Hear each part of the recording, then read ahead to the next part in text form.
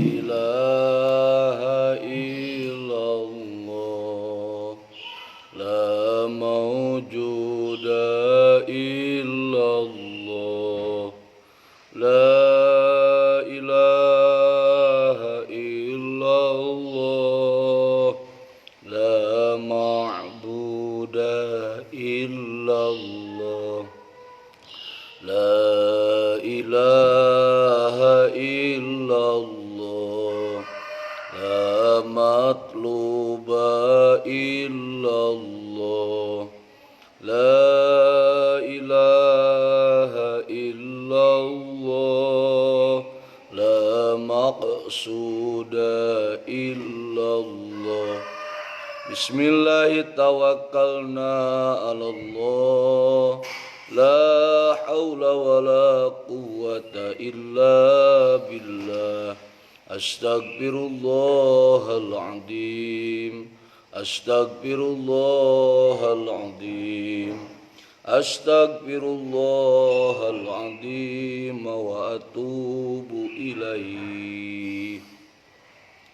Bismillahirrahmanirrahim. Halaman 88 logat nama atos kamarinya.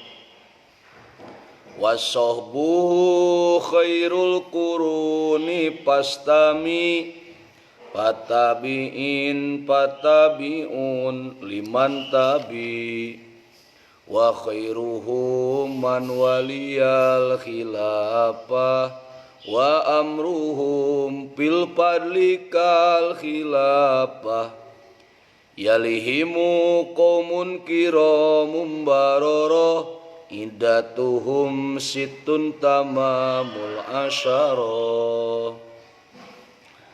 Bismillahirrahmanirrahim. Dina ieu maqalah musannif yani Syekh Ibrahim Al-Laqani nyaritakeun ka urang sadaya bahwa wasahbuhu khairul quruni teu aya deui generasi anu panghadena teu aya deui era anu panghadena teu aya deui babad anu panggindingna kecuali generasi era oge babad para sahabat. Wasahbuhu khairul quruni. Hal ieu sesuai jeung dauhan Rasulullah sallallahu alaihi wasallam. Innallaha ikhtaro ashabi alal alamin siwan nabiyyina wal mursalin. Sanyana Allah geus milih ka sahabat-sahabat kami ngelehkeun sadaya alam salian ti para nabi jeung para rasul. Ieu indikator nu nyebutkeun bahwa generasi para sahabat adalah generasi pilihan. Generasi sahabat adalah generasi terbaik. Bahkan dina hadis dicarioskeun Allahu fi ashabi la tattahiduhum gordom min ba'di fawalladhi nafsi biyadi law anfaqo ahadukum misla uhudi dahaban ma balago mudda ahadihim wala nasipahu. Cek Allah, cek Rasul, ashabi ashabi mane ulah ngajadikeun permusuhan ka para sahabat tina sabada kaula lantaran demidat anu jiwa kaula aya dina kakuasaan eta tegesna demi Allah. Lamun salah saurang ti antara maraneh kabeh ngainpakkeun sagede gunung Uhud tina emas, maka lamun dibundang banding moal bisa ngelehkeun sakmud atau setengah mud nu dikaluarkeun ku para sahabat. Ari kurun teh jam'u qarnin, jamak tina lapad qarnun, wa ma'nahu ari manana kurun nyaeta ahluz zamani wahidun mutaqaribun istaraku fi amrin minal umuril maksudah. Ahli zaman anu sahiji anu silih deketan anu rerejengan tina hiji perkara tina pirang-pirang perkara dimaksud sapertikeun sahabat itu namina kurun para sahabat. Hiji tah bahwa generasi nupang unggul-unggulna babad nupang lur-lurna era nupang lur-lurna adalah era para sahabat, generasi para sahabat, babad para sahabat.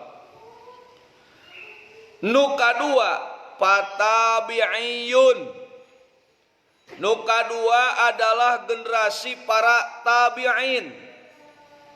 Naon ngaran tabi'in nyaeta manijtama'a bis sahabi ijtima'an muta'arifan. Lamun sahabat majalmi anu pernah kukumpulan sareng Kangjeng Rasul, ari tabi'in mah jalmi nu pernah kukumpulan sareng para sahabat kalawan kukumpulan anu silih kenal. Sahabat kenal kaita jalmi, eta jalmi kenal kaita sahabat, namina nu kitu generasi tabi'in.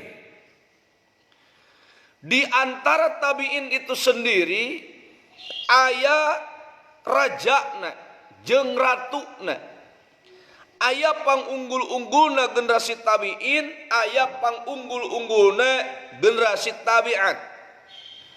Pangunggul-unggulna generasi tabi'in adalah Uwais Al-Qarni urang Yaman.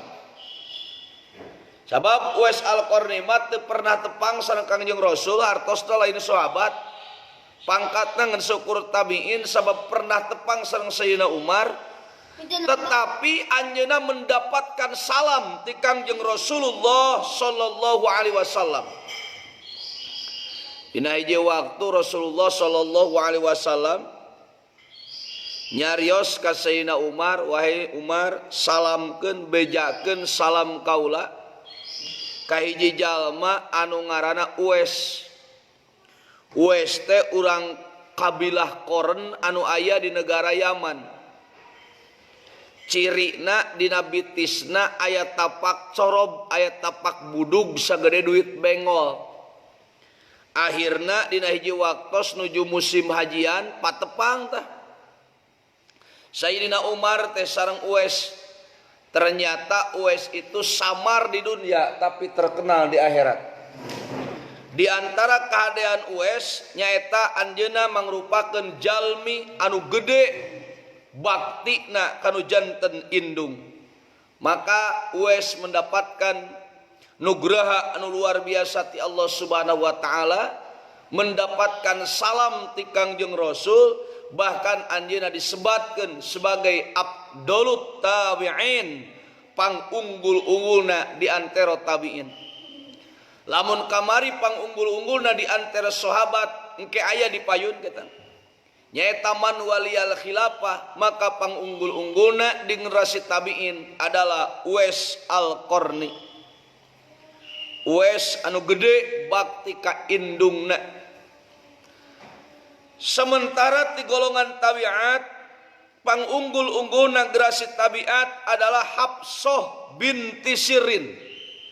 Jadi upami ti pameget Uwais Al-Qarni, upami ti istri Hafsah binti Sirin. Hal ieu sesuai jeung dawuh Nabi, khairu ummati al-qarnul ladzina yalunani tsummal ladzina yalunahum tsummal ladzina yalunahum. Panghade-hadena generasi adalah generasi nu nyanding ka kaula saha? Sahabat. Tsummal ladzina yalunahum saha? Tabi'in. Tsummal ladzina yalunahum saha? Tabi'in. Nu mawi di dia disebutkeun nu katilu patabi'un liman tabi, eusina adalah tabi'in. Jadi atu-atu jadi pangunggul-unggulna kurun, hiji kurun para sahabat, dua kurun tabi'in, nu katilu kurun tabi'in. wa khairu man waliyal khilafah wa amruhum fil fadli kal khilafah. Cek tadi pang hade na generasi teh adalah generasi sahabat. Tuluy lamun di antara para sahabat diwicik di hiji-hiji dibilang dipisah-pisah, maka di internal para sahabat oge bisa di ranking deui. Di antara para sahabat oge ternyata aya tingkatanana deui. Mana wa khairuhum man waliyal khilafah. Di antara para sahabat aya sahabat anu pangunggul-unggulna nyaeta sahabat anu kantos janten khalifah. Naon ari ngaran khalifah? Ari ngaran khalifah adalah an-niyabatu anin nabi sallallahu alaihi wasallam fi umumi masolihil muslimin, anu ngagantian ka Kangjeng Nabi tina umumna kamaslahatan jalma nu Islam, nu kitu ngaranna khilafah. Panghade-hadena di antara para sahabat adalah para sahabat anu kantos janten khalifah, wa amruhum fil fadli kal khilafah, rankingna itu sesuai jeung katartiban khalifah. Berarti ranking kahiji adalah Sayyidina Abu Bakar, ranking kedua adalah Sayyidina Umar, ranking katilu adalah Sayyidina Utsman, ranking kaopat adalah Sayyidina Ali. Sayyidina Abu Bakar As-Siddiq radhiyallahu an, ia adalah khalifah pertama anu mana ia kakhalifahan diprediksi ku Rasul umurna ngan 30 tahun. Saur Rasul al khilafatu ba'di salasuna aysanatan summa tasiru mulkan adudha, bahwa khalifah sabada kenabian kaula hitungan saukur 30 tahun. Sabada 30 tahun maka bakal jadi kerajaan anu ngegel, kerajaan anu menggigit, kerajaan anu nyesekakeun ka umat. Dan ternyata prediksi Rasul itu betul. Sabab Sayyidina Abu Bakar janten khalifahna salami 2 tahun 3 bulan 10 dinten. Sabana Sayyidina Abu Bakar wafat digentos ku Sayyidina Umar. Sayyidina Umar janten khalifah asharos sinin wasittata ashuri wasamaniyata ayam, 10 tahun 6 bulan 8 dinten. Sabada Sayyidina Umar ngantun dikentos ku Sayyidina Utsman nyaeta ihda asarota sana wa ihda asaro syahra wa tis'ata ayyam, 11 tahun 11 bulan 8 dinten. Digentos ku Sayyidina Ali karramallahu wajah arba'us sinin wa tis'atu ashhur wa sab'atu ayyam, 4 tahun 8 bulan 7 dinten. Lamun di jumlah jable eta nu 4, maka jumlahna teh tis'ata wa isruna sana wa sittata ashhur wa arba'ata ayyam, nyaeta 28 tahun 6 bulan 4 dinten. Berarti kurang 5 bulan 24 dinten. Mana eta? Maka eta mah disampurnakeun ku Hasan bin Ali radhiyallahu anhuma. Jadi weh jejeg 30 tahun. Numawi Muawiyah bin Abu Sufyan anjeunna kantos jarios ana awwalul muluk kaula adalah raja pertama. Dasameme nama khalifah. Muawiyah adalah raja pertama ti dinasti atau ti daulah Umayyah. Jadi ti Muawiyah kadieu mah teu disebut khalifah tapi disebut teh mulkun, raja. Da sesuai prediksi Rasul bahwa kekhalifahan itu hanya berusia 30 tahun. Nu 30 tahun dibagi 4 tapi kurang 5 bulan 24 poe, maka nu 5 bulan eta dihitung sebagai kekuasaan Hasan bin Ali radhiyallahu anhuma, maka jejeg kabehna 30 tahun sesuai dengan prediksi Kangjeng Rasulullah sallallahu alaihi wasallam. Hiji tah ipanghade-hadena para sahabat itu adalah jalmi anu kantos janten khalifah katartiban kaunggulanana sesuai jeung katartiban janten khalifahna. Ieu teh nolak kagolongan khotobiyah. Sari khotobiyah humpir kotun tun Sabul ibnil Khattab al-Asadi. Hiji golongan anu dinisbatkeun ka Ibnu Khattab al-Asadi. Pengikutnya disebut khotobiyah. Menurut khotobiyah, pangunggul-unggulna para sahabat bukan Sayyidina Abu Bakar, tetapi Sayyidina Umar bin Khattab. Itu menurut golongan khotobiyah. Nu kadua menurut golongan Rawandiyah. Ari asal nama Rawandiyah teh sok disebut Abbasiyah.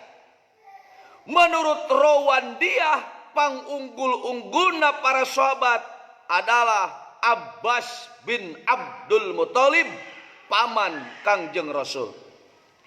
Nu katilu nolak kagolongan Syiah.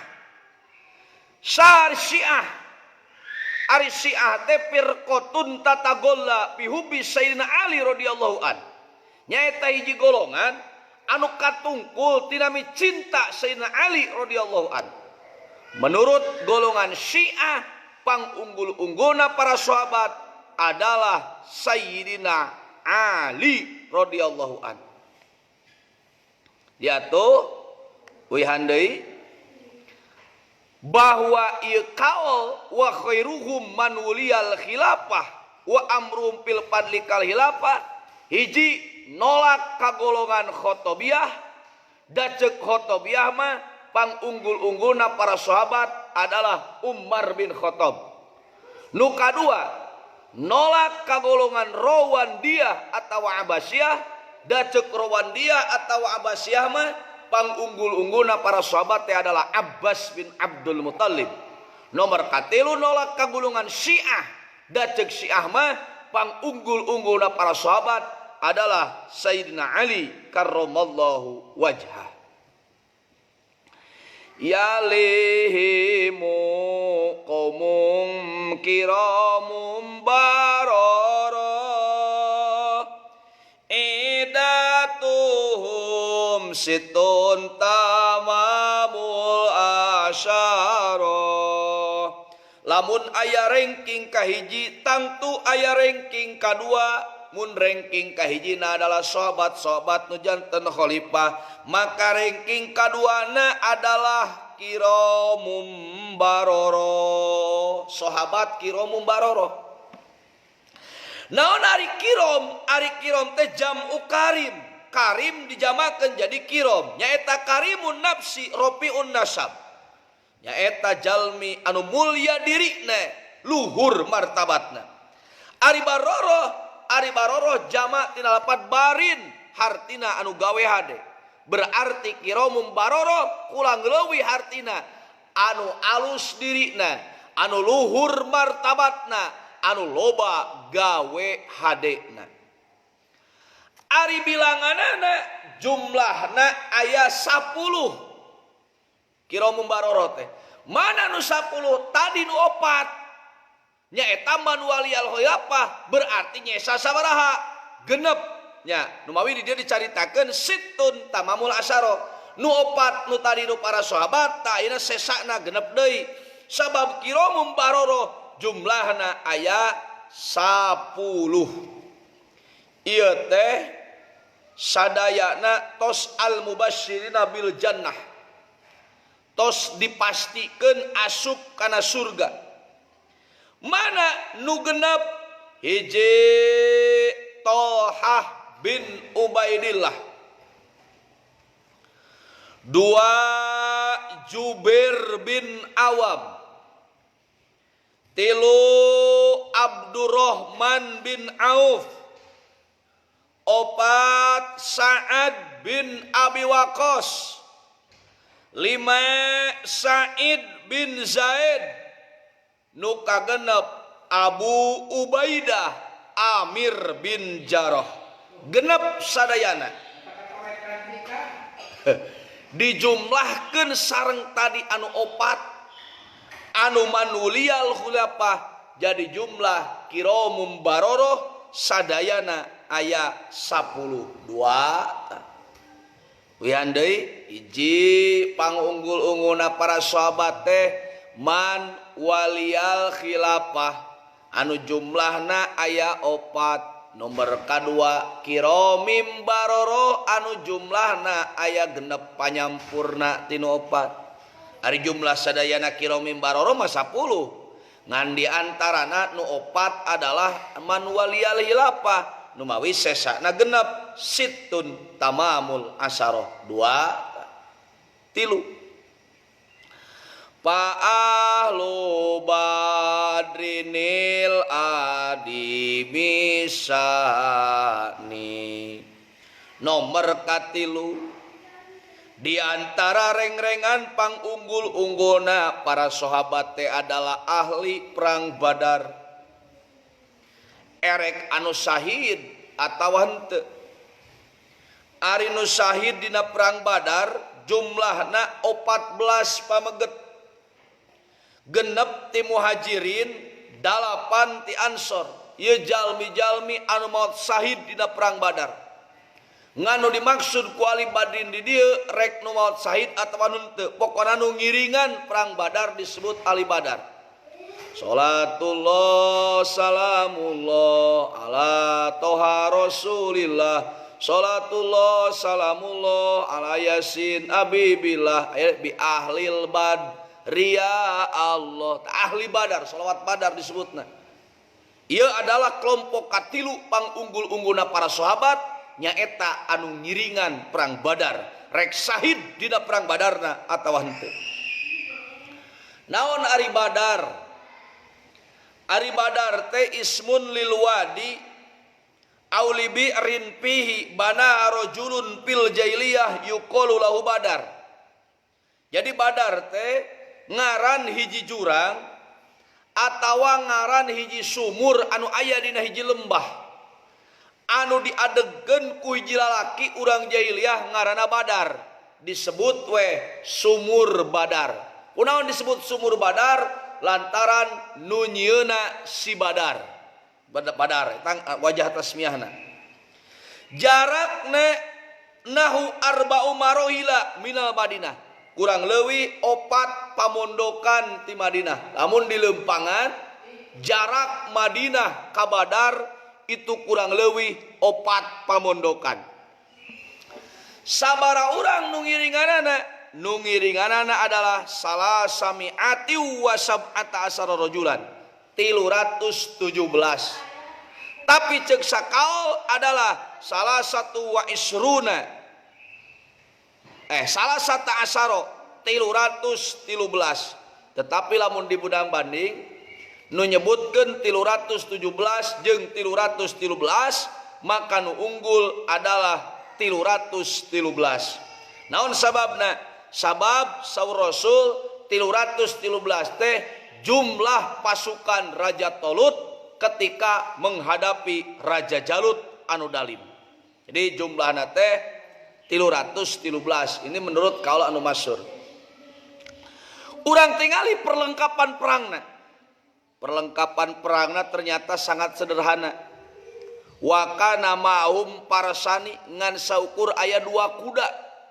Pasukan artileri dengan 2 kuda. Hiji milik Miqdad bin Aswad, Nu kadua milik Jubair bin Awam. Ngan dua kuda nanti. Naon deui sab'una ba'iron 70 onta. Ari kuda mah mawa pasukan, ari onta mah mawa logistik. Jadi dua onta 70 dua kuda 70 onta 313 jelema bandingkeun jeung musyrikin. Musyrikin mah alpan 1000 jelemaana teh. Wa ma'hum mi'atu paros aya 100 onta. Wa sab'ami'ati ba'ir aya 700 onta. 1000 jelema, 100 kuda, 700 onta. Wah, jauh melamelu. Lamun ningali tina pasukan mah jauh tanah ka langit. Tapi kunaon geuningan muslimin make bisa menang. Janji ti Allah, kaming piatin qalilatin golabat piatan katsiratam biiznillah. Mang pirang-pirang golongan uleutik bisa ngelehkeun golongan ubadag kalawan izin Allah. Ieu teh papatah pikeun urang montong sok kumeok memeh dipacok acan-acan geus elehan. Najan kekuatan batur leuwih gede, ternyata ari aya dina pertolongan Allah mah umat Islam bisa menangkeun pertempuran. Padahal lamun ditingali secara taktik perang, ditingali secara ahli persenjataan, jauh melamelu. Muslimin 313, kafirin 1000. Muslimin ngan boga 2 kuda itu 100. Muslimin ngan boga 70 onta itu 700. Jauh melamelu, tetapi bisa menang biiznillah. Wah, iya. Ternyata musyrikin leuwih ti heula nepi ka Badar. Kulantaran manehanna geus nepi ti heula nepi ka Badar, eta Badar dikuriling ku maranehanna. Ngajagaan supaya muslimin ulah nepi. Apa yang terjadi? Fa'atosu, muslimin ngarasa haus.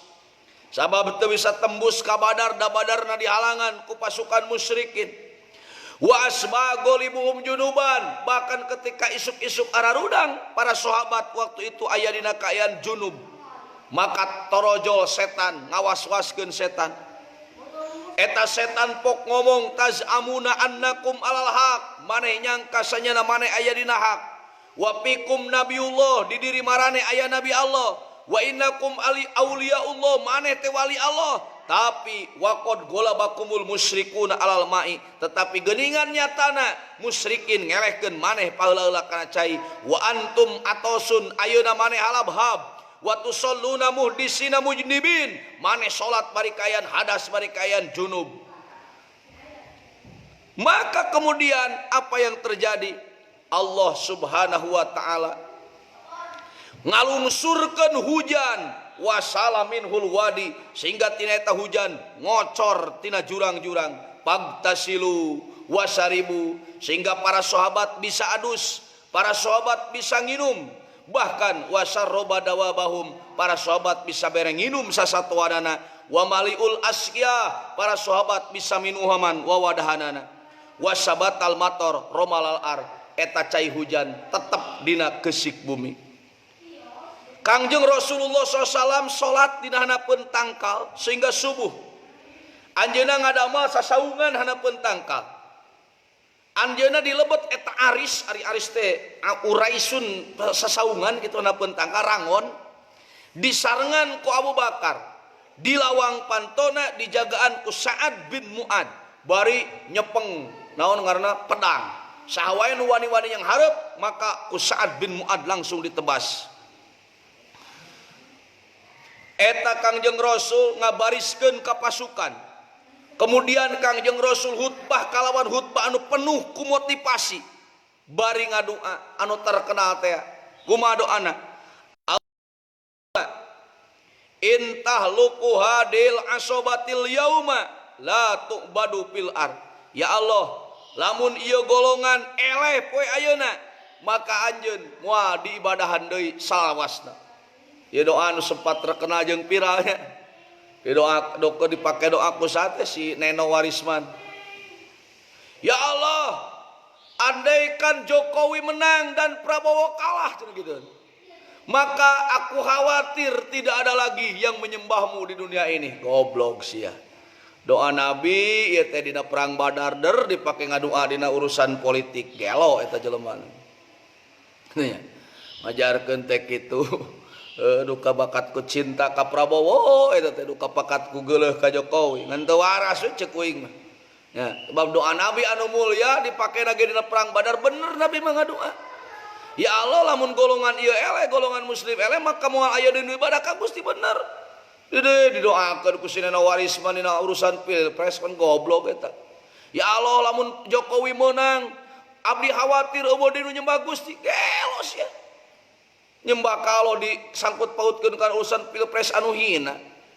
Disangkut pautkeun ka urusan pilpres anu leutik. Edan eta jelema.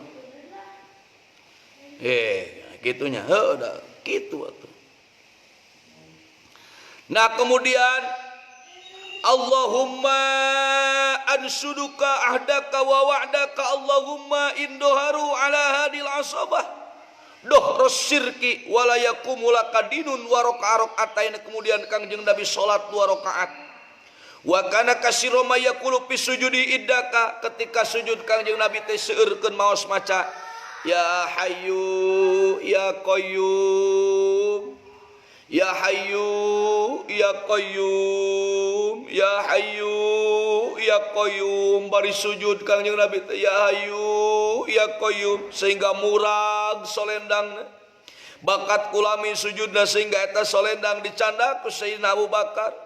Ya hayyu ya qayyum ya hayyu ya qayyum dugikeun ka Abu Bakar nyarios ya Nabi Allah kapaka tunasidu rabbak fa innahu sayunjiju laka ma wa'dak. Ya Rasul cekap Gusti nyuhunkeun ka Pangeran Gusti sabab yakin Pangeran Gusti buktosna Allah bakal ngontanan kana janjina dina ieu poe. Geus kitu mah Kangjeng Nabi perang ku dirina, maju kawedan tempur ku nyalirana, waharidil muslimina alal qital. Bahkan Kangjeng Nabi ge memberikan motivasi ka muslimin supaya ikut bertempur. Kumaha dawuh Nabi? Qaddimu ila jannatin arduas samawati wal ar. Majulah engkau ke sebuah surga yang mana surga itu lebarnya selebar langit dan bumi yang 7 lapis ini. Kemudian Kangjeng Nabi nyandak kana sakepeul tina keusik. Eta keusik nu dikepeul ku Kangjeng Nabi kemudian dialungkeun kana golongan musyrikin. Bari Kangjeng Nabi nyarios syahatil wujuh Allahumma ar'ib qulubahum wa zalzil aqdamahum. Ya Allah, bere kasieun hatena, soledatkeun suku-sukuna. Maka kemudian eta keusik keuna kana mata-mata jalma kafir saat itu. Maka ketika pertempuran sudah terjadi, wa usira minhum sab'una, 70 musyrikin ditawan, 70 musyrikin dipaehan. Berarti ieu kemenangan aya di umat Islam. Di umat Islam nu pupus ngan 14 jalmi, sementara di kafirin nu paeh 70, nu ditawan 70. Bahkan teu kagok di antara nu paeh 70 eta adalah gegeden Quraisy saat itu. Seperti mana? Seperti Abu Jahal, Umayyah bin Khalaf, Utbah bin Rabi'ah, eta paraeh dina perang Badar. Bahkan ternyata nu terjadi wa kana minal muslimin sab'un minal jin. Ternyata umat muslimin teh dibantuan ku 70 jin. Wasal satu alapin minal malaikat, ditambah ku 3.000 malaikat. Silih bonceng eta malaikat, sehingga jumlah kabehna jadi 5.000. Eta malaikat ngajirim jadi lalaki anu bodas naik kuda anu hawuk. Amauhum baid sorbana bodas qad arahu atropia bainak tapib. Tungtung sorbana tak dia ngambai kana 2 walikat, jadi kadieu seragam sadayana. Sorbana bodas naik kuda anu hawuk sadayana diambaikeun ka dieu tungtungna kana walikat. Tapi cek sakaol mah sorbana teh lain bodas tapi hideung. Cek sakaol deui mah koneng sorbana teh. Cek sakaol deui beureum, cek sakaol deui hejo. Sehingga berwarna-warni. Cirina nu dipaehan ku malaikat adalah eta jalma kafir teh aya tapak hideung dina punukna atawa dina bubukuanana saperti kaduruk ku seuneu. Padahal positif harita eueuh ti pasukan muslimin nu ngagunakeun senjata tina api. Tetapi aya di antara orang kafir nu paeh hararideung dina pundukna, hararideung dina mapsolna, dina bubukuanana. Itu indikator bahwa eta musyrikin dipaehan ku malaikat. Ternyata musyrikin ge dibantuan. Kusaha nu bantuan musyrikin? Iblis. Eta iblis aya dina rupa Suraqah bin Malik. Jadi si iblis mah nyarupakeun diri jadi Suraqah bin Malik. Wa kana mauroyah, eta iblis mah mawa bendera. Wa qala la ghaliba lakumul yauma minan nas wa ini jarilakum ay muinulakum. Eta si iblis ngamotivasi ka Quraisy ceuk manehna moal aya nu ngelehkeun ka maraneh kabeh ieu poe ti jelema, kaula bakal nulungan ka maraneh. Kunaon geuningan meuni loba-loba teuing Allah nurunkeun malaikat? Padahal mah ku Jibril hiji oge bakal eleh eta musyrikin. Hikmah napikeun urang adalah nyaeta riayatan li suratil asbab. Allah ngariksa kana gambaran sabab allati ajrohallahu baina ibadi. Lantaran aya sabab jeung musabab teh. Lain teu bisaeun Allah ge ku malaikat hiji bisa ngelekeun 1000 jalma kafir Quraisy. Tetapi kunaon Allah loba ngutus malaikatna? Ayat teh riayatan alal asbab supaya kariksa sabab gitunya. Menurut Ibnu Abbas walam tuqatil malaikat illa yauma badrin, bahwa malaikat teu pernah perang-perang deui kecuali ngan saukur dina perang Badar unggul. Jadi tidak ada perang yang diikuti lagi oleh malaikat kecuali hanya perang Badar saja. Sabaratah tilunya hiji waliyal hilafah, dua teh kiromim baroroh, tilu ahli Badar, al adimi sya'ni anu ageung tingkahna. Sabab ieu Badar teh aya tilunya. Dina Nurul Yakin aya Badar ula, aya Badar kubro, aya Badar salis. Tanu dimaksud ku Badar dieu Badar nu kadua nyata Badar kubro, perang Badar anu besar anu terkenal dina sejarah. Bab perang Badar itu sendiri dina tahun kedua 2 Hijriah itu aya tilunya, aya Badar awal, aya Badar kubro, aya Badar salis. Dan dimaksud di dia adalah Badar sani atau Badar kubro, disebut al-adimi sya'ni. Opat fa'ahlu uhudin, kemudian ahli perang Uhud. Gusti geuningan nya nu dawiluha bainanas, lamun dina perang Badar umat muslimin teh mendapatkan kegemilangan kemenangan, ternyata dina perang Uhud mah justru sabalikna. Ieu Uhud teh adalah Jabalun Marupun bil Madinah, hiji gunung anu terkenal di Madinah. Anu lamun urang umroh atawa hajian sok dibejaan ku gaid. Sok dibejaan kunaon ngaranna teh? Tukang nganter-nganter teh gaid nya bejaan taya cenah Jabal Uhud teh nu nguriling Madinah nu warnana beureum. Eta Uhud eusi nu miluna rek nu syahid atawa nu teu syahid. Ari nu syahid jumlahna 70 jalmi. Janten tebih upayana perang Badar nu syahid teh mung 14. Dina perang Uhud mah nu syahid dugikeun ka 70.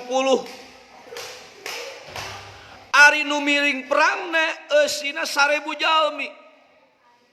Ngan peda 300 adalah golongan munafik nu dipimpin ku Abdullah bin Ubay bin Salul alaihi laknatullah, sehingga balik deui. Baralik deui siga nu rek milu perang.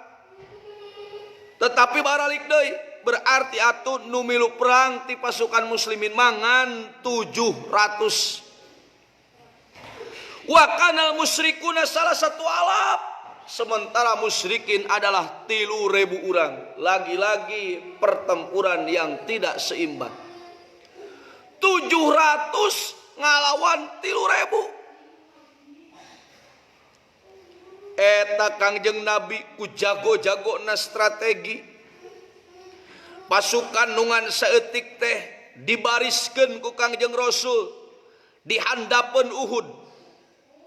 Kemudian Kangjeng Nabi milih ka Abdullah bin Jubair jadi amir pikeun rumat ditenden di hiji gunung leutik nu ayeuna disebut Jabal Rumat. Jabal Uhud, Jabal Uhud nama panjang, aya nu leutik nu sok ditarekan ku urang. Ya, eta mah ngaranna Jabal Rumat. Jabal Rumat nu ngeusianana adalah Abdullah bin Jubair ditambahan ku muslimin jumlahna 50 urang.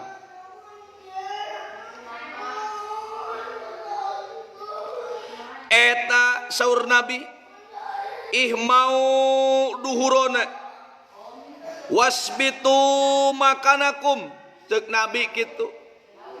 Wahai rumat, lindungi tonggong kami, cicing maneh di tempat maneh.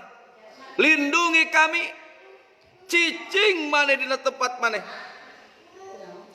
Eta sabada kitu. Perang terjadi, ternyata muslimin dengan mudah bisa memukul mundur pasukan kafirin. Sehingga muslimin sadayana nyaranak kana gonimah. Sehingga eta nuker manah kabita. Hayang miluan parabut gonimah ari ceuk Abdullah bin Jubair teh ana saitum qaula Rasul. Nah maneh poho kana ucapan Rasul. Pan ceuk Rasul teh urang teh kudu cicing di tempat. Tetapi kemudian sawareh di antara rumat ngamahmulkeun cariosan Rasul kudu cicing teh lamun perang masih terjadi. Tapi da ieu perangna geus meunang. Geus manawa naon? Ghanimah sehingga meunang atuh pikeun urang turun ti ieu jabal. Maka tarurun. Akhirna saat itu Khalid bin Walid anu masih kene dina kayaan kafir manehna nguriling mawa pasukan. Ketika muslimin keur parebut ghanimah, tiba-tiba eta Khalid bin Walid datang ti tukangeun. Akhirna muslimin sararahi parupus di dinya, teu kuat teu nyangka rek diserang di tukang ku Khalid bin Walid. Bahkan si Ken iblis teu cicingeun. Eta iblis menyebarkan berita palsu anna Muhammadan kutila, menyebutkan bahwa sesungguhnya Kangjeng Nabi Muhammad terbunuh. Maka pakutila minal muslimina sab'un, ti muslimin anu terbunuh adalah 70 orang. Wa minal kufari naipu wa isrun, sementara ti jalma kafir adalah 24 orang. Di antara anu terbunuh di jalma kafir adalah Ubay bin Khalaf. Saha nu ngabunuh Ubay bin Khalaf? Nu ngabunuh Ubay bin Khalaf langsung Kangjeng Rasulullah SAW. Bahkan hiji-hijina jalmi anu langsung dibunuh ku Kangjeng Rasul ku panangan anu mulya ngan syukur saurang nyata Ubay bin Khalaf. Teu pernah Kangjeng Nabi ngabunuh deui sabada ngabunuh Ubay bin Khalaf. Wa kana sallallahu alaihi wasallam labisan diroaini, Kangjeng Nabi nganggo kana dua acuk perang, dua baju kere. Paroda ayan hado wa huma alaihi lias udah sohrotan hunalik. Kangjeng Nabi hoyong naik ke puncak Uhud anu dianggap aman. Tapi hese naikna, maka Tolha kemudian depa. Kangjeng Nabi naik karena tonggong Tolha. Sehingga Kangjeng Nabi tiasa salamet kaluhur, tapi apa yang terjadi? Tolha kakenaan ku 77 tusukan panah, tusukan pedang, jampari wa kutiat asobi ubah kan rema-rema eta Tolha dugikeun ka para rotong. Sehingga Rasul kemudian nyarioskeun qad aujaba Tolha al jannah, nyata Tolha wajib asup ka surga. Kulantaran kitu Tolha kalebet kana reng-rengan kiramum baroro, pengorbanan nu jadi sahabat. Kangjeng Rasul hoyong naik, hese naik ke depan, tiga naik kana tonggongna walaupun 70 tusukan pedang, tusukan panah, jamparing kena kadirina, dugikeun ka Tolha berhak mendapatkan surga. Wa fiha istashhada Hamzah, dina perang ieu oge pupus Hamzah Asadullah anu dibunuh ku Wahsy. Wahsy anu menang janji manis ti Hindun supaya membunuh Hamzah, sabab Hamzah ngabunuh paman bapana nya Utbah. Sok cenah pangmaehankeun Hamzah, lamun maneh berhasil maen Hamzah sia ku aing diperdekakeun, mantak eueuh deui nu ditojo ku Wahsy. Eueuh deui udag-udag ku Wahsy kecuali Hamzah. Katingali Hamzah nuju papuket ngalawan kafirin, ditubles di tukang ku tombak Wahsy, dugikeun ka Hamzah ngajungkel, teu kagok nepikeun ka dinya, torojol Hindun. Kemudian Hindun melek kana dada Hamzah, dicokot jantungna, digegel, dikunyah, geus dikunyah tuluy diutahkeun.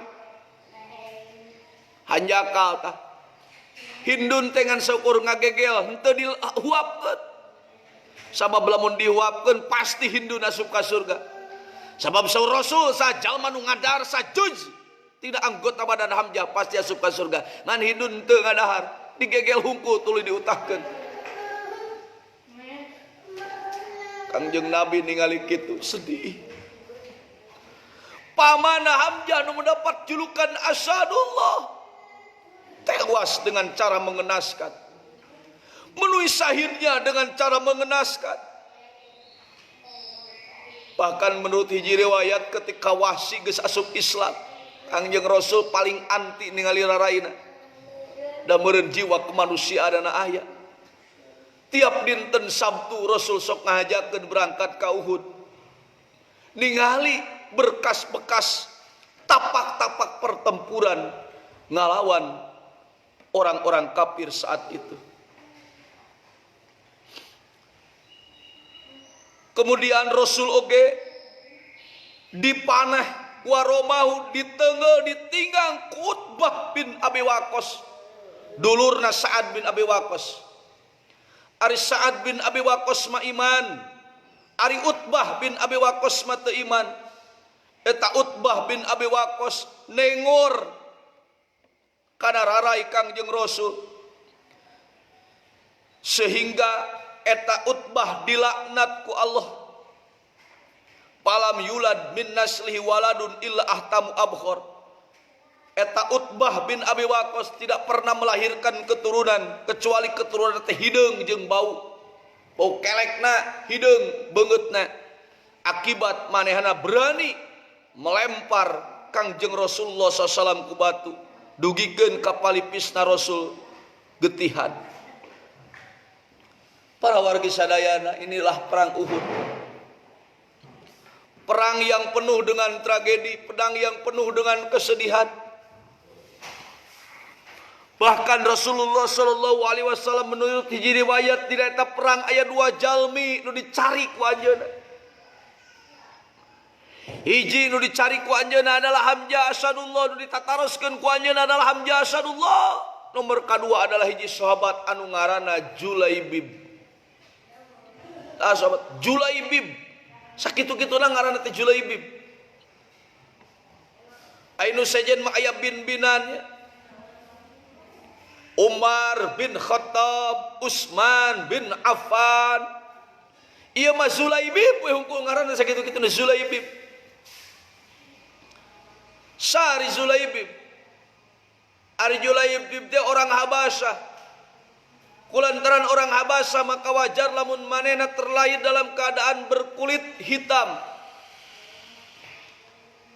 berambut keriting. Ya biasa orang negro gitu. Kayaan dirina teh seperti kitu. tapi tepati jangkung penek hidung keriting bau hirup deui kitu Julaibib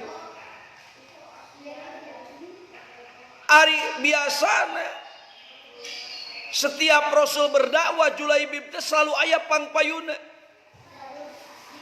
ayeuna walaupun anjeunna lain jalma istimewa irung-irung karitur erang-erang karibin curang teu puguh turunanana teuing anak saha teuing ti mana da ngeringanan gengan Julaibib dauh bin-binan akhirna dikenal ku Kangjeng Rasul ari Gusti Rasul micinta ka para sahabat lain berdasarkan harta lain berdasarkan keturunan tapi berdasarkan akhlak jeung budi pekerti Rasul ningali Julaibib teh karesep katineung kana manahna sehingga hiji waktos dipanggil eta Julaibib sabaraha umur anjeun ayeuna 20 genep ya Rasul atuh ari 20 genep bageus meujeuhna kawin wahai Julaibib anjeun teh geus meujeuhna kawinna kira-kira boga anjeun kabogo kumaha ceuk Julaibib ya Rasulullah kumaha abdi bade nikah da abdi makayan irung-irung karitur erang-erang karibin curang dar isuk henteu sore rek kumaha abdi hayang nikah rek kumaha abdi hayang mihukum anak batur dalam mikiran diri sorangan ge abdi teh puyeng Julaibib ulah kitu ari nya mah anjeun boga kabogo sok we sebutkeun maka eta Julaibib nyarita aya ya Rasul saha Atikah ya Rasul Atikah mana eta Atikah putra gubernur Abdullah kubog eta eta Rasul ngagebeg rek teu ngagebeg kumaha geuningan Julaibib anu hideung penek keriting ari mika bogoh ka putri gubernur anu pasti samlohai bakokok bagodon bahe nonerko ngan henteu ari nyeungsirikeun ma Rasul teh ngan ceuk Rasul lamun nya mah anjeun bogoh jigwe cenah ieu kaditu maneh teh ngalamar disampeurkeun teh caritana teh ku Julaibib tetapi ketika disampeurkeun ku Julaibib bapana seolah-olah ngahina ari di imah maneh aya kaca atawa henteu ceuk urang mah memeh ka dieu teh ngacaheula saha maneh saha anak uing maneh ka anak uing mah siga pit keundek-keundek pasir jiga ngajul bulan ku asiwung siga bonteng ngalawan kadu jauh tina kakupuan jauh tina kasebadanan ayeuna uih deui katingali ku Gusti Rasulullah pasti ieu mah ditolak ye beda langkahna ge kitu wahai Julaibib kumaha sukses ya Rasul ditolak tapi anjeun cinta kene ka putrana kantenan moal mundur moal ya Rasul bujang-bujang mundur ngaleuk oge moal naon teh ngarti mundur sasiku moal ngejat satu jang beas pokona mah malang patang putung rawe-rawe rantas maju terus pantang mundur sekali bendera dikibarkan pantang untuk diturunkan pogoh kene kantenan bae geus dihina ku bapana wios nyangga suatu hari kitu mah ieu bawa ieu surat nya Gusti Rasul mah parin serat kumaha sina eta surat wahai Abdullah kaula Muhammad Rasulullah SAW ngalamar anak anjeun da kali-kalinya tah maka WNB dihanapna NB jang nu mawa ieu surat dipasikeun deui tah naon sia balik deui ka dieu pan ku aing geus ditolak sia teh henteu cenah bade masikeun serat we dibaca ku Gubernur Abdullah kakara ge sapotong macana eta Gubernur Abdullah geus atoh yes tamun ieu mah kaharti aing rek jadi mitoha Gusti Rasul atuh pangkat aing moal jauh jeung Sayyidina Abu Bakar dituluykeun tadi baca eta surat jang nu mawa ieu surat aduh bingung tungtungna ari ditarima piraku boga minantu hideung ari teu ditarima piraku da ieu teh surat ti Kangjeng Rasul akhirna eta kolot da meureun geus legok tapak genteng kadek loba pangalaman kumaha ngajawabna wahai Julaibib kaula mah moal bisa ngajawab urusan anak kaula urusan kaula sababnya oge anak tapi da geus misah nyawa misah badan mending sok we langsung tanyakeun ku anjeun dipasihkeun eta surat ka Atikah ketika can selesai maca eta surat eta tika geus ajrag-ajragan asik aing rek jadi bojo Rasul atuh hari kitu mah moal bedana aing teh bakal jadi umil mukminin bakal moal beda aing teh jeung bojo-bojo Gusti Rasul dituluykeun tan maca eta surat jang nu mawa ieu surat gebeg deui tah ari daek piraku aing dikekepan ku nu hideung ari teu daek piraku da ieu teh parentah ti Rasul tapi kaimanan anu kuat akhirna ditampi we uih tah eta ka Madinah Julaibib teh menuju ka Gusti Rasul bari ena malangkah nalangkah pasti sabab sakedeung deui rek mi banda rek mi boga pamajikan anu geulis nu dipikah hayang ti baheula nu diponto-ponto ti bareto nu dianti-anti ti kamari Julaibib geus boga anjeun duit yang nikah teh bujang-bujang ya Rasul Cek Rasul tak ieu bawa surat minangka surat donasi jig papaikeun ka para sahabat dipapaikeun eta surat ari beres teh nyanyanak artos kurang leuwih 4.000 dirham ya Rasul tak ieu cenah keng artos teh 4.000 dirham ti Abu Bakar ti Umar ti Utsman jeung ti Ali lain yang kaula eta duit masuk beulikeun kana alat nikah beulikeun kana gincu beulikeun kana bawaeun, beulikeun kana engon, beulikeun kana segala rupa. Berangkat ka pasar gagah tuh. Mawa duit 4.000 dirham. Jaba pamajikaneun geulis, tetapi ketika keur di pasar tiba-tiba aya pemberitahuan terjadinya perang Uhud. Naon terjadi? Eta Julaibib bingung aing mending kene perang, mending kene kawin. Perang kawin, kawin perang, perang kawin. Meureun lamun urang memilih kene kawin, lah kawin geus sarua perang. Bertempur di atas kasur, urang masih kana kitu. Tetapi kecintaan Julaibib ka Kangjeng Rasul berbanding lurus dengan kecintaan Rasul ka Julaibib itu sendiri. Dia tidak mau meninggalkan kekasihnya, dia tidak mau meninggalkan panutannya dalam satu pertempuran. Sehingga eta duit 4.000 dirham teh tulus dibelikeun kana alat-alat pernikahan tapi justru dibelikeun kana alat-alat peperangan. Eta Julaibib meuli panah, eta Julaibib meuli tomak, eta Julaibib meuli kuda, eta Julaibib meuli tameng, eta Julaibib meuli alat pertempuran nu sejeuna. Berangkat ke medan Uhud bertempur. Apa yang terjadi? Ketika perang Uhud geus selesai, dua jalmi dua sosok nu ditaroskeun ku Rasul. Hiji aina Hamzah, dua aina Julaibib.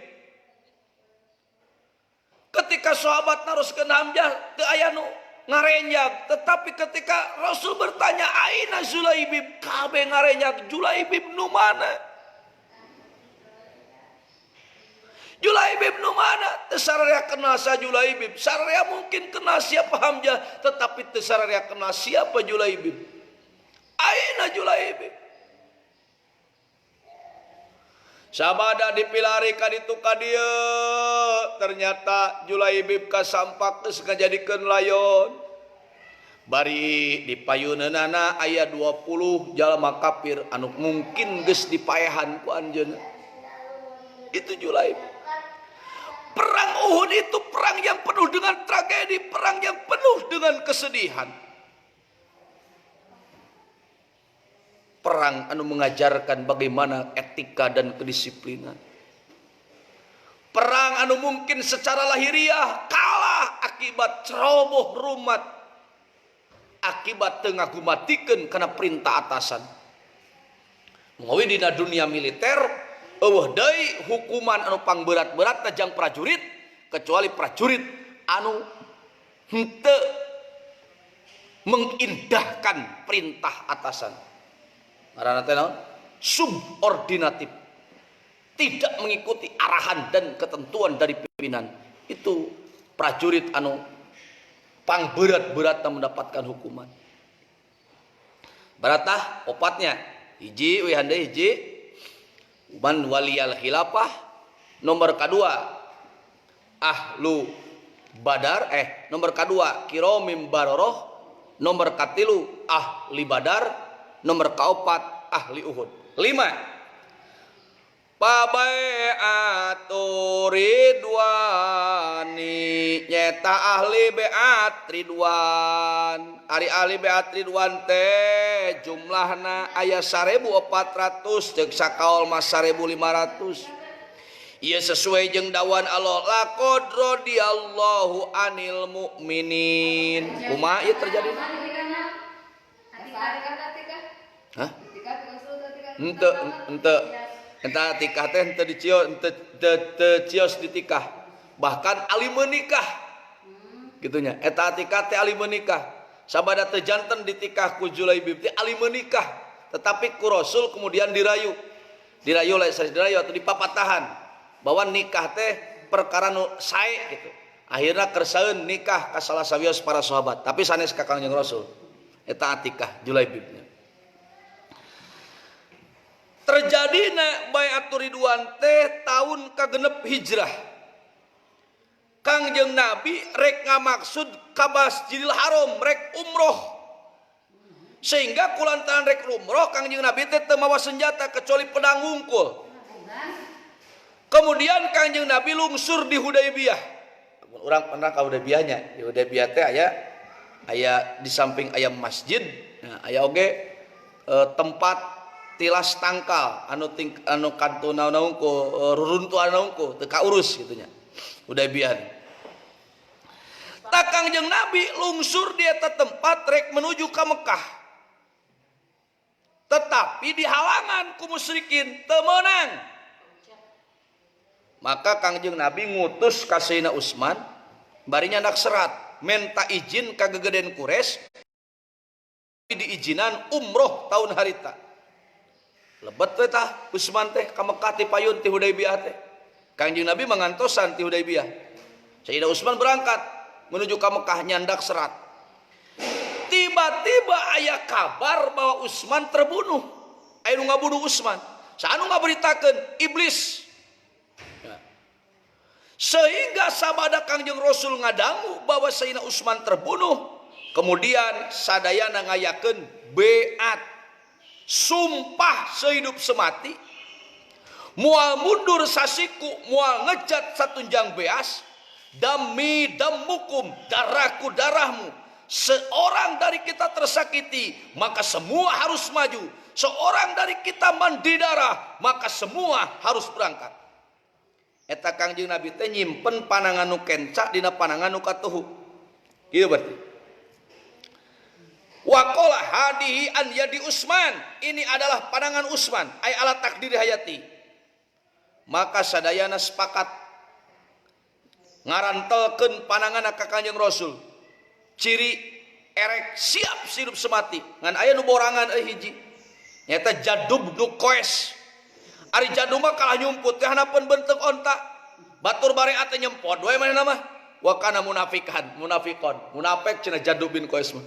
Kabayangnya batur keur bareat ieu nyempot we dina hanapeun beuteung onta ari aya gonimah pangheulana lumpat gelo wa kana munafik. Tapi cenah dicaritakeun innahu taba wa sunna islamahu, tapi cek sakaol mah cenah tobat eta Jadub du Qais teh kemudian ngaluskeun kana kaislamanana. Maka kemudian terbukti bahwa Sayyidina Utsman masih kene hirup, masih kene aya. Maka terjadilah apa yang disebut dengan perjanjian Hudaybiyah. Nah iya aya perjanjian Hudaybiyah teh. Mana perjanjian Hudaybiyah? Eusina aya 4 poin. Poin kahiji, terjadi gencatan senjata antara muslimin jeung musyrikin salila 10 tahun teu meunang peperangan. Nu kadua, Kangjeng Nabi miwah rombongan kudah uih deui dina taun ieu digantian ku taun isukan. Nomor katilu, lamun aya ti golongan Nabi ti Madinah init ka Mekah maka teu meunang dibalikeun. Sawangsulna lamun aya urang Mekah ka Madinah maka kudu dibalikeun. Coba tingali. Lamun aya urang Quraisy ka Madinah maka kudu dibalikeun. Tapi lamun aya urang Madinah anu ka Quraisy ulah dibalikeun. Lamun ningali secerelat, lamun ningali sekilas, ieu teh merugikan pihak muslimin. Banyak itu tak adil. Aya orang Islam ulah dibalikeun, ari orang kafir kudu dibalikeun. Seolah-olah ini adalah melemahkan muslimin. Tetapi Kangjeng Rasul itu ahli strategi. Ketika sahabat bertanya ke Rasul, ya Rasul atuh kieu mah urang teh elekeun maleutik beuki leutik. Ceuk saha Rasul sing emut. Moal pati-pati aya urang Madinah anu berangkat ka Mekah kecuali niatna ge geus goreng, geus erek murtad, matakeun teu kudu dibalikeun. Sawangsuna moal aya pati-pati urang Mekah ka Madinah kecuali hayang asup Islam, kurang-urang bekelan Islam sina balik deui ka ditu geus mawa Islam sehingga dia bisa menyebarkan Islam di Mekah walaupun secara sembunyi-sembunyi. Ini ahli strategi Rasul. Seakan merugikan padahal menguntungkan, seakan penuh dengan kekalahan padahal nyata penuh dengan kemenangan. Itu namanya perjanjian Hudaybiyah. Salit deui. Wasabiquna padluhum nason urib hadawa pitainihim qaditulib. Di antara reng-rengan para sahabat aya nu disebut as-sabiqunal awwalun. Ieu as-sabiqunal awwalun teh padluhum nason urib, di nas kaunggulanana ku Al-Qur'an. Di antarana adalah dawuhan Allah Subhanahu wa taala, was-sabiqunal awwaluna minal muhajirin wal ansor. Orang-orang nu ti heula boh ti muhajirin atawa ansor, tetapi wapitanihim kok ditulis tentang siapa itu as-sabiqunal awalun, ulama ihtilaf. Uyahan deui. Tentang keunggulan as-sabiqunal awalun itu ayat nasna. Tapi tentang siapa yang dimaksud dengan as-sabiqunal awalun itu ulama berbeda pendapat. Di antarana hiji pendapat Abu Musa al-Ash'ari. Menurut Abu Musa al-Ash'ari, nu disebut as-sabiqunal awalun adalah alladzina shollu ilal qiblatain. Nyaeta sahabat-sahabat anu kantos ngiring netepan kadua arah kiblat. Ngiring netepan ka Baitul Muqaddas, oge ngiring netepan ka Ka'bah. Ieu disebut as-sabiqunal awalun versi kahiji. Kaul kadua, kaul Muhammad bin Ka'ab al-Qurdi, nu disebat as-sabiqunal awwalun adalah ahlu Badar. 313 jalmi anu ngiring perang Badar. Menurut Sa'bi adalah ahlu bai'atur ridwan, anu ngiringan perang Badar, anu ngiringan bai'atur ridwan, anu jumlahna 1.500 urang. Uyahan deui. Nas sudah menyatakan keunggulan as-sabiqunal awalun, tetapi ulama ikhtilaf tentang siapa yang dimaksud oleh as-sabiqunal awalun. Cekal kahiji as-sabiqunal awalun adalah sahabat-sahabat anu ngiring salat menghadap dua arah kiblat. Menurut kaul kadua adalah anu ngiringan perang Badar, cekal katilu adalah anu ngiringan bai'atur ridwan. Tetapi lamun dibundang banding di antara kaul nu tilu ieu, maka nu pangunggul-unggulna adalah kaul anu kahiji, arjahuha awaluha. Nu pangrojehna adalah kaul anu kahiji, nu nyebutkeun bahwa as-sabiqunal awalun itu adalah jalmi-jalmi atau sahabat-sahabat anu kantos ngiring netepan kadua arah kiblat. Wa awilit tasajur, cekap sakitu mudah-mudahan manfaat. Pilih anu bae naroskeun di antos mangga 5 menit sambil nganadomkeun. Irrahmanirrahim. Wasambu khairul quruni pastami patabiin patabiun liman tabi wa khairuhum man wuliyal khilafah wa amruhum bil padlika yalihimu qaumun kiramum barara idatum sittu tamamul asyara wa'alu badrinil adimisa nipa'alu uhdin pabai'atu ridwani wasabiquna padluhum nason urib hadawa pita yinihim qadir tulib cekap itu mau naruskan mau Rabbil fana bima alam tanah Rabbi alimna alladhi yang fauna Rabbi faqihna wa faqih alana wa qarabati lana fi dinina tawassalna bitalumi tawassalna bitalimi antar zuqonal wasi'ah wa antar zuqonal amana subhanakallahumma bihamdika asyhadu an la ilaha illa anta astaghfiruka